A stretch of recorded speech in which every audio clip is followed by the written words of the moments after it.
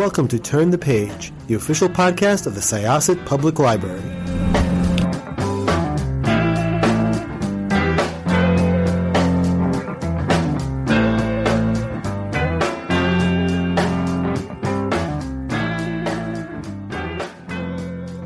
Hello, and welcome to another episode of Turn the Page, the official podcast of Syosset Public Library. I'm Jen, your co-host for today, and I'm here with a really exciting author of a really cozy, fun new mystery. Could I ask you to introduce yourself and your book, please? Hi, my name is Emily George, and I am the author of A Half-Baked Murder, which is a cozy mystery set in the US surrounding a weed bakery. It's so much fun.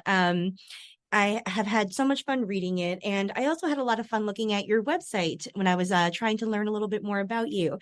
And something that really took me was that on your author bio, it says that you like to write about female friendships, family, and furry friends. And I really like that because like all those things feature here. And I'm wondering if you could talk a little bit about like your writing career and how you got interested in those things and how that led you to this book. Yes, absolutely. So I have actually been around for quite a long time. I've written 30 plus books in a completely different genre before I decided to make the leap over to writing mysteries. And mysteries is actually my first love as a reader. I started reading Agatha Christie when I was like 11 years old, and it's always been the genre that I have loved the absolute most. So when I said to my agent, I'd love to try something new, and cozy mysteries is something I really enjoy reading, I started to think about like what are the things that I really love about those books and what has kept me reading that genre for such a long time. And I love animals. I'm a big animal person, and I love that pets always seem to feature in these stories. But I also love that there are a lot of great friendships. I think that's something that, I don't know, makes a book really exciting to me, is watching people's relationships blossom over time, and that you have all these relationships between sort of like different generations, whether it's like a grandmother or an aunt and the person that's sort of the protagonist in the story or the people around her. I love that big cast of characters. It's one of the things that entices me to keep reading books in a series. So that's why I thought, well, when I get started writing a book in this genre myself, those are the things I really want to bring to the story to create that welcoming environment for the reader. I love that, and it occurred to me while I was reading this, I just got really interested in thinking about like the whole idea of like a cozy mystery and, why that's a thing, because it's on the surface, it seems a little paradoxical, like, because it's like a murder and there's like people keeping secrets and all these things, but they are really cozy. And like part of that has to do with the fact that like, some of them like this one take place in these like really loving, like friendly communities. But I was wondering if you could talk a little bit about like, what do you think makes mysteries cozy? And like, what did you kind of do to achieve that in this book? Yeah, I think that's the thing I love about cozy mysteries is it's like murder, but make it fun and welcoming, which does seem like an odd combination, but it has that, I don't know, there's something I think about the settings of a cozy mystery that just invite the reader to keep coming back to the same place, because you get to know everybody in the town and you get to understand all of the people that own all of the shops, and you can sort of escape into a place that becomes familiar after a point in time where it's sort of like, I think a lot of us read sometimes when life is a bit tough and we just want a couple of hours to get away and fall into another world where we can be whoever we want to be. And I think cozy mysteries really capitalize on that. They create that environment that is super welcoming for the reader and that does feel really enticing and, weirdly enough, safe, even though there seems to be a couple of dead bodies lying around. But they do have that lovely sort of, even if you look back at the older style of like those real English village type mysteries of the Agatha Christie era, they still have that, like, you get to know all of the people and you feel like you could actually live in that place. That's so true. That's such a good point. Yeah, and I guess there's something too about like serial mysteries, like you're talking about, that like, it splits the difference between something familiar and something new, because like you're working with characters that you know and love, but like some new faces show up and something new happens that's gonna like, upset the everyday, of all these people. Yeah, that's so interesting. What I really loved about this was the fusion of rom-com and mystery. And I think that, Mm. they're balanced really nicely here. And they even they're not just parallel plots, like developments in one sort of like affect developments in the other, if that makes any sense. Um, could you tell me a little bit about like how you achieve this balance and kind of keep both threads at the center, if that makes any sense? The short answer is revisions. It's definitely something I think that, when you do have a book that has these multiple different plot lines going there, it does feel a bit like a juggling act when you're writing the book. And it is definitely something that doesn't always come out in the first draft. So that is something that I'm acutely aware of when I go back through the story a second, third, fourth time, is to just look for all of the places where it feels like something might be out of whack so that we can tweak it and make sure everything feels nice and balanced. And I really did want the romance between Chloe and Jake to feed into the murder plot, because this is like a Game of Thrones thing my husband always complained about, was that he only liked one of the plot lines, and every time we deviated from that plot line, he's like, this is not the real story, I want to go back to that other place. So I wanted to make sure that all of it felt like the real storyline and that readers were invested in it because it was all tied in together, as opposed to feeling like separate kind of things that then at some point later on joined up. I don't think we have the amount of time per book as George R. R. Martin does with that series to really bring everything together at the end. We've got to kind of keep it all together through the course of the story. So yes, with a lot of help from my editor, always just making sure that all of those threads are tied in nicely together and that we're never losing focus on any one aspect of the story. Yeah, it's kind of like keeping plates spinning, because you have to sort of keep both like in the periphery of the reader, like while other things are developing. It's like a really interesting kind of act that you have to, or a thing that you have to achieve. Let's talk about Chloe because I love her so much. And the beginning of the book finds her in a sort of like um very familiar place, I think, for a lot of us in our late 20s, where like we are a few years out of college and we've like tried our first big thing, in the world. Like we've tried to achieve that first dream and not all of us made it, and so I was wondering if you could talk a little bit about what Chloe is going through as this book begins and how that drives how she gets involved in this mystery. Yeah, absolutely. So Chloe is someone that I relate to as someone that's always tried to be a high achiever, like got good grades in school, always wanted to like keep her family happy and impressed with what she was doing, works really hard. And I think that a lot of people like that at some point reach a point in their life where all of those plates that were spinning suddenly start to drop and crack, and you have to sort of take a step back and reassess, okay, what am I actually doing here?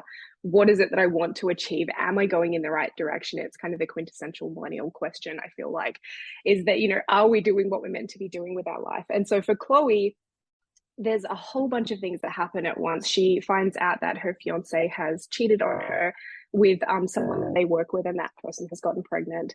She then makes a poor decision to stay at work after that happens and doesn't have a very good night in the fancy restaurant where she's working. And of course, that's the night where a food critic comes in and then slashes her work in a review magazine. And then she finds out on top of that that her beloved grandma Rose has received a breast cancer diagnosis back in the US. And so she basically decides that this is the universe shoving me in a certain direction. I have to go home and be with my family in this time. And I'm just going to kind of forget Paris ever happened. And so at the start of the book, she has just arrived home and is essentially trying to figure out what do the next steps of her life look like and how can she build a life in Azalea Bay to be with her grandmother, which is not the life she thought she was going to have because she always wanted to get out of the small town and now she's back. So yes, she is kind of at a point of having to reassess everything that she thought she wanted and also have that moment of thinking about what is really important in life. And for Chloe, as I'm sure for a lot of readers, that is family. Yeah. I think it's really interesting how the age of the protagonist sort of plays into some stuff that I read on your website because I saw that you referred to yourself as an elder millennial, which I am too. I was born in 1983. And And I've actually like in the last few years have spent a lot of time like thinking about that part of my life, like Mhm. because it's I think you finally have enough distance to really like understand yourself when you were younger and you were trying to figure stuff out. And I was wondering if you had like a similar reason for like, developing a protagonist going through that period in her life, if that was a story Absolutely. or. Absolutely. It's so when right before I turned 30, I packed in my very well-paying corporate job in back home in Melbourne in Australia. And I had just gotten my first book contract, and my husband and I decided to move to Canada. We had never been to Canada. I had never seen snow in my entire life. And we literally took two suitcases each. We had no jobs, we had nothing. We just moved to the other side of the world on kind of a whim. And part of that was fueled by the fact that I realized I had gone through university and I hated my job and I hated my career and I was unhappy and I didn't feel creatively fulfilled. And so it was a different catalyst than what Chloe is experiencing in this book, but it was that same level of upheaval. And a lot of Chloe has a bit of guilt about the fact that she had left her family. And I can say that that is drawn very closely from my own experience of being on the other side of the world away from my own parents, especially during the pandemic, which was when I was writing this book, that it was very, very hard to be away from them. So I'm like intimately familiar with that feeling of like knowing that my life is somewhere else, but also really missing my parents and my sister and that sort of stuff. So there was definitely a lot of my own experience kind of drawn on to create those feelings. But yes, so I have definitely had that like late 20s total upheaval of life moment. So it was fun to try and think about like, oh, how else might that happen? And, make sure that I don't want to write any autobiographical characters. So how can I take the feeling of that experience and then kind of use it to create a fictional catalyst and set of activities? Yeah, that's really interesting. Yeah, because it lets you explore the same sort of like emotions and Mm. upheavals, but without having to like draw so literally on your own life. I really like that. That's really cool. One of the things I loved about it too was Chloe's relationship with her grandmother. Like it's so Mm. lived in and so cozy. Like I feel like that word's gonna just keep coming up. And I think it does well to sort of like, sometimes to illustrate like the sometimes complex notion of home that we have, because like it is Mm-hmm. a place of comfort and like where the people that we like grew up with were, but also like that's where we lived when we were like very different people than, the Mm-hmm. people that we are now. And sometimes we're embarrassed of those people, or they were people who made us unhappy in that period of our life, So like Chloe is going through a lot, like arriving home after a long time away. Um, I feel like there's a big thing that hasn't come up yet, which is like what her plan is to recover from Mm-hmm. this failure in Paris. So could you tell us a little bit about, yeah, what is Chloe's plan B? So when she comes home, she doesn't really have a plan B beyond maybe getting a job at a bakery in town because it's a cute small town. So obviously there are plenty of bakeries. And her aunt basically approaches her with a suggestion that kind of comes a bit out of left field. So since Chloe's been home, her grandmother is having chemotherapy infusions for her breast cancer. And one of the things that her doctor has suggested is that she consumes some cannabis to help with some of the side effects of the chemo, such as pain and nausea and general feeling of sort of being unwell and stress and things like that. And so Chloe on request, bakes her grandma some weed brownies, which is a thing she never thought she would ever do. And her aunt said, these are the best like edibles that I've ever had. And her aunt is a bit of a wild child, so has tried lots of things in her history. And she suggests that Chloe open a cannabis cafe.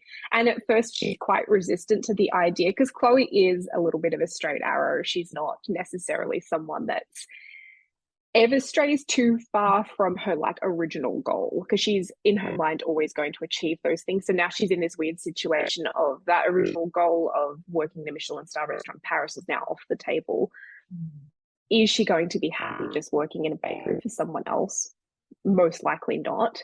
That would get very dull for her over time because she's a real creative person. And so when this opportunity comes up to open a weed cafe with her aunt, she stews on it for a little while and then decides to go for it. And so the first book really explores them coming up with the concept for the cafe and going through the process of trying to get the licensing and building a new dream for Chloe that's going to then carry on the business through the series of books about the cafe. So it was really fun. I think sometimes with cozy series, they tend to jump in like once the business has already been started, but I really wanted to sort of show the thought process behind why she's going in this new direction. I guess some of the angst that new business owners have when they're like getting things off the ground, and how the like mix of stress and excitement that can bring. So yeah, that was something that I really wanted to take some time in the first book to explore. And then in the second book, which I'm writing at the moment, the cafe is open and we get to see a little bit more of Chloe in her element. Oh, I'm so excited to hear that, because I can't wait to see, like what this brings to the community and how Chloe like makes this space happen. I like that, like some of the things that you've talked about like her struggles with opening a new business and all that are like further complicated by the fact that like a cannabis cafe is, while legal in California, like still not like universally approved of. There are some there's one prominent that I can remember, naysayer of her venture, but what I really liked about it is that like for the whole, like the community is very accepting, and like her grandmother and her circle of friends are very supportive of the venture, and they're very open-minded. What I thought was interesting is like one of the reasons why this venture seems so enticing to her, even though she does resist it at first, is because like she does have like a personal investment with her grandmother. And so I'm wondering if you could talk a little bit about like how how her family in general plays into the story as her support network, because they don't just help with her business venture, but also with like solving the mystery at the heart of it, which we also haven't really broached yet.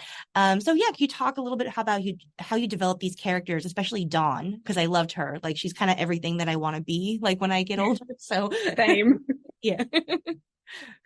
Yeah, Dawn is a really interesting character, and I felt like I needed kind of a foil to Chloe's quite serious, like type A ambitious personality. I wanted someone to help balance her out, and Dawn is the perfect person for that. She is someone who, has been called by others a bit of a hippie. She's kind of, always in this like cloud of patchouli perfume and jewelry everywhere and colors, and is, a bit of a free spirit and bucks tradition and all of those things. And I just loved how she is the person that really inspires Chloe to step out of the box, because I think Chloe can be quite a risk averse character.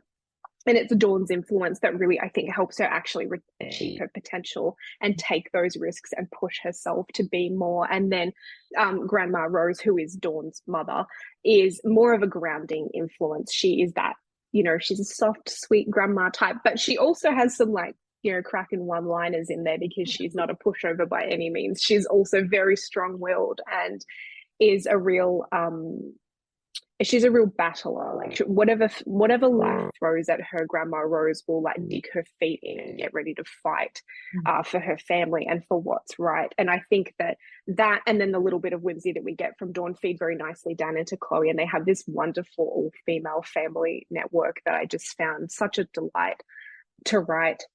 And then all of the other people from the town kind of bring different elements to that as well. But in the first book, I really wanted to focus very heavily on the family, because the impetus for Chloe becoming involved in the cannabis baking is Grandma Rose's illness.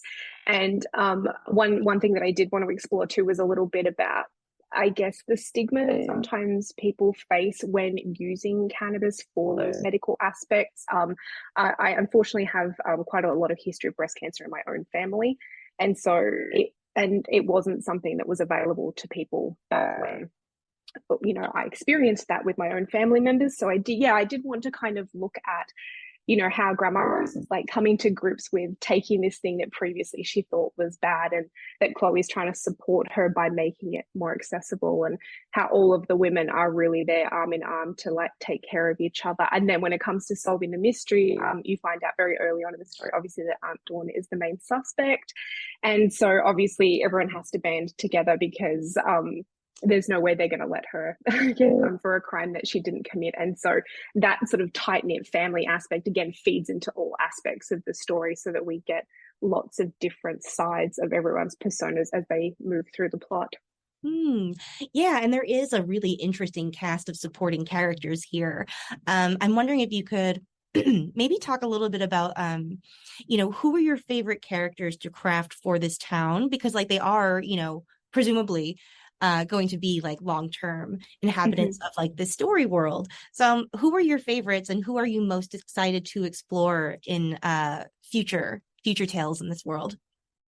I think Chloe seems like the obvious choice, so I won't dwell on her for too much. But I actually loved writing Star, who is Mm. the owner of the LA inspired health and wellness. And it's basically like every ridiculous LA wellness health trend, like dialed up to 12 in this cafe. But I kind of love that she's just so unapologetically herself.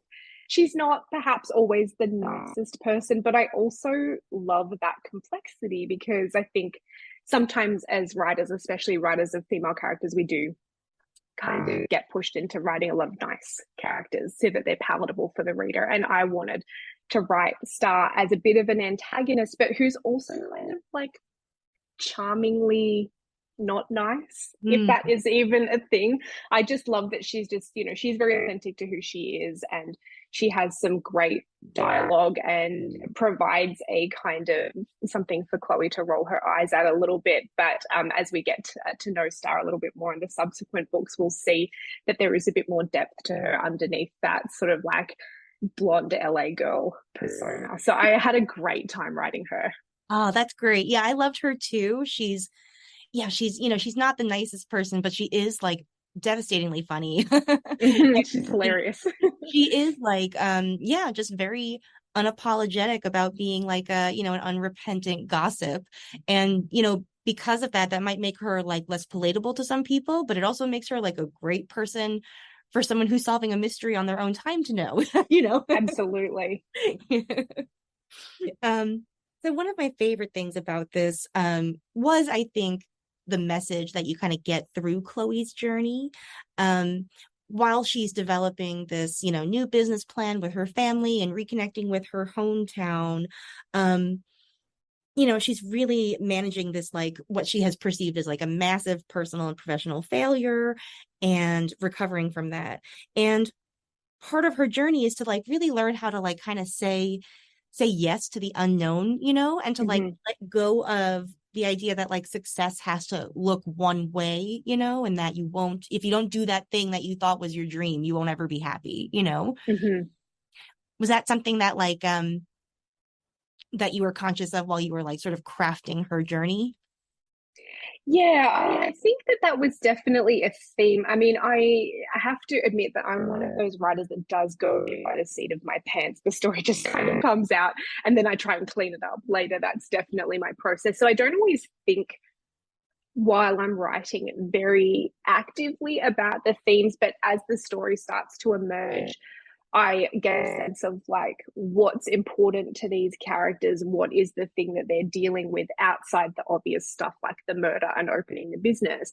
And for Chloe, I really felt like her her wound on some level is that she's never going to be good enough because you find out a bit about her family situation, that her mother abandoned her when she was quite young. She never knew her dad.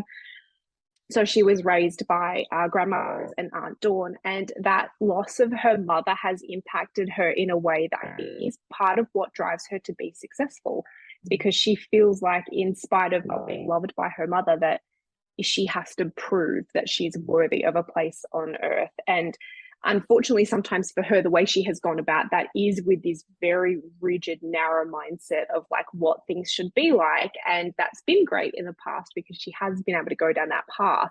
But she's also not someone that's always super open to change.